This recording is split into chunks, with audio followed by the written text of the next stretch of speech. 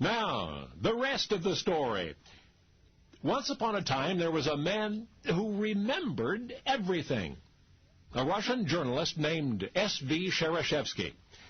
It was his editor who noticed first, who once even admonished his reporter for not taking notes on his assignments, but then learned that notes were completely unnecessary for the young man. It was in the 1920s that Shereshevsky came to renowned psychologist Alexander Luria to be tested, and Luria was dumbstruck. In fact, he would continue studying Shereshevsky's remarkable memory for the next 3 decades, and much of what he discovered, well, it was just unbelievable.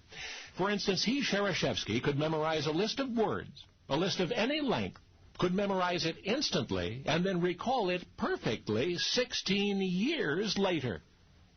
And not just words, numbers, images, nonsense syllables, anything. You know, many people memorize names and lists and long numbers and so forth using tricks, learnable gimmicks. But Shereshevsky, he was a natural, just absorbed information, everything, naturally, without thinking about it. He was also a synesthete.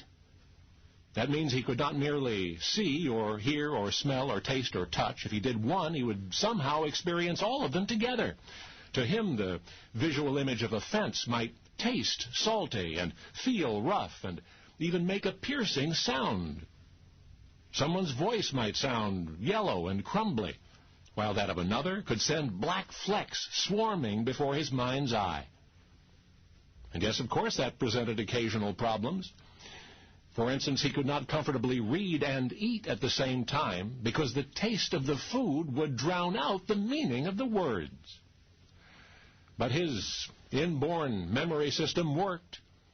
Reported psychologist Alexander Luria, quote, "It was impossible to establish a limit to the capacity or the duration of his memory, or to find any indications that his memory traces were extinguished over the course of time.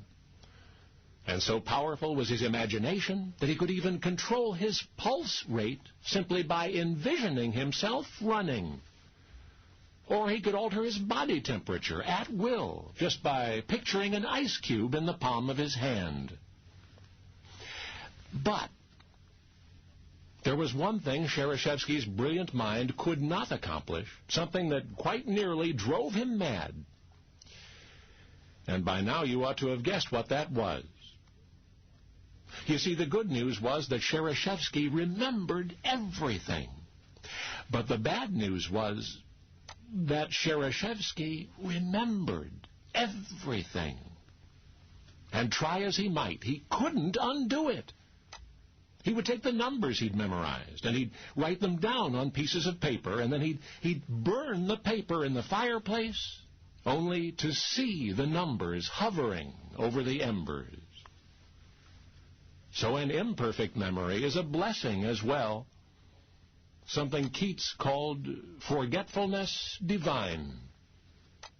Because S.V. Shereshevsky could remember anything.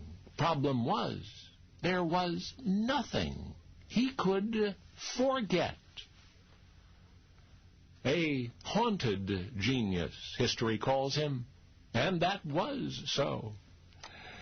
Only now you know the rest of the story.